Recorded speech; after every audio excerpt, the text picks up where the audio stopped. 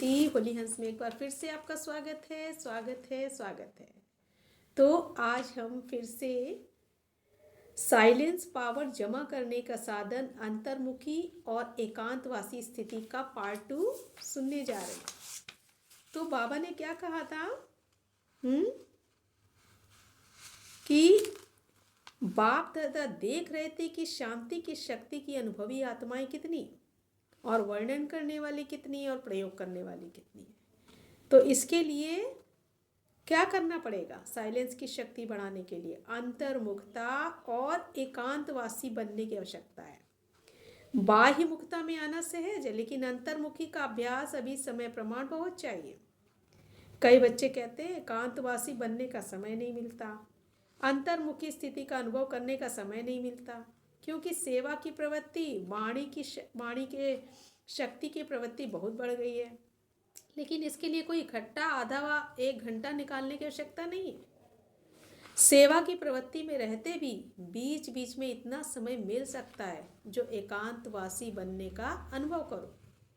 एकांतवासी अर्थात कोई भी एक शक्तिशाली स्थिति में स्थित होना, चाहे बीज रूप स्थिति में स्थित हो जाओ, चाहे माइट हाउस में स्थित हो जाओ, चाहे माइट हाउस स्थिति में स्थित हो जाओ, अर्थात विश्व को लाइट पॉइंट देने वाले इस अनुभूति में स्थित हो जाओ, चाहे फरिश्तेपन की स्थिति द्वारा औरों को भी अव्यक्त स्थिति का अनुभव कराओ।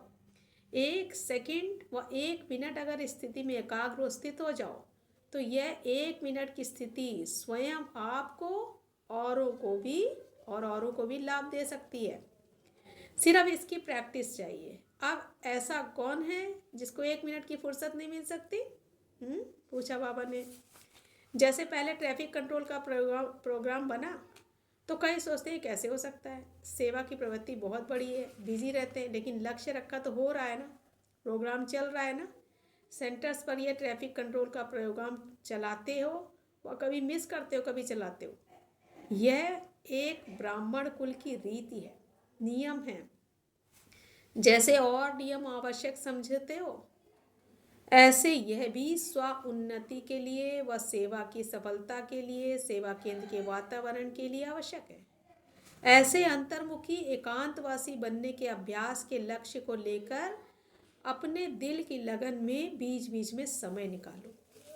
महत्व जानने वाले को समय स्वतः ही मिल जाता है, महत्व नहीं है तो समय भी नहीं मिलता है। एवं पावरफुल स्थिति में अपने मन को, बुद्धि को स्थित करना ही एकांतवासी बनना है। जैसे साकार ब्रह्मा बाप को देखा, संपूर्णता के समीपता की निशानी सेवा में रहते, समाचार भी सुनते सुनाते एकांतवासी बन जाते थे। यही अनुभव किया ना। 1 घंटे के समाचार के भी 5 मिनट में सार समझ बच्चों को भी खुश किया और अपने अंतर्मुख ही एकांतवासी स्थिति का भी अनुभव कराया है। 5 मिनट में सार बता दिया। संपूर्णता की निशानी अंतर्मुखी एकांतवासी स्थिति। चलते फिरते, सुनते, करते अनुभव किया तो फॉलो फर्दर नहीं कर सकते हो। ब्रह्मा बाप से ज़्यादा जिम्मेवारी और किसी की है क्या? ब्रह्मा बाप ने कभी नहीं कहा कि मैं बहुत बिजी हूँ, लेकिन बच्चों के आगे एग्जाम्पल बने। ऐसे अभी समय प्रमाण इस अभ्यास की आवश्यकता है। यह सब सेवा के साधन होते हुए भी साइलेंस की शक्ति की सेवा की आवश्यकता होगी, क्योंकि साइलेंस की शक्ति अनुभूति कराने की शक्ति है। वाणी की शक्ति का तीर बहुत करके दिमाग तक पहुंचता है और अनुभूति का तीर दिल तक पहुंचता है। तो समय प्रमाण 1 सेकंड में अनुभूति करा, यही पुकार होगी। 1 सेकंड में अनुभूति करा लो, यही पुकार होगी। सुनने सुनाने से थके हुए आएंगे। साइलेंस की शक्ति के साधनों द्वारा नजर से निहाल कर देंगे। शुभ संकल्प से आत्माओं के व्यर्थ संकल्पों को समाप्त कर देंगे। शुभ भावना से पाप की तरफ स्नेह की भावना उत्पन्न करा देंगे। ऐसे उन आत्माओं को शांति की शक्ति से संतुष्ट करेंगे। तब आप चैतन्य शांति देव आत्माओं के आगे शांति देवा कह करके ये महिमा करेंगे। और यही अंतिम संस्कार ले जाने के कारण द्वापर में भक्त आत्मा बन आपके जड़ चित्रों की ये महिमा करेंगे। यह ट्रैफिक कंट्रोल का भी महत्व कितना बड़ा है और कितना आवश्यक है, ये फिर सुनाएंगे। लेकिन शांति की शक्ति के महत्व को स्वयं जानो और सेवा में लगाओ। समझा? तो बाबा ने आज क्या कहा? शांति की शक्ति को बढ़ाओ और उसका प्रयोग प्रैक्टिकल में करो।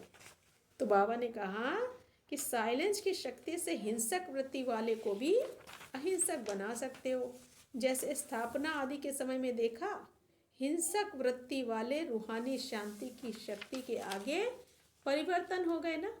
तो हिंसक वृत्ति को शांत बनाने वाली शांति की शक्ति है। वाणी सुनने के लिए तैयार ही नहीं होते हैं। जब प्रकृति को शक्ति से गर्मी व सर्दी की लहर चारों ओर फैल सकती है, तो प्रकृति प्रति की शांति की लहर चारों ओर नहीं फैल सकती। साइंस के साधन भी गर्मी को सर्दी के वातावरण में बदल सकते हैं, तो रूहानी शक्ति रूहों को नहीं बदल सकती क्या? तो बाबा ने क्या कहा? सभी को वाइब्रेशन आवे कि कोई शांति का पुंज, शांति की किरणें दे रहे हैं। ऐसी सेवा करने का समय अब मिला है। फंक्शन, प्रदर्शनी आदि वह तो करते ही हो, लेकिन इस शक्ति का अनुभव करो और कराओ। सिर्फ अपने मन की एकाग्र वृत्ति, शक्तिशाली वृत्ति चाहिए।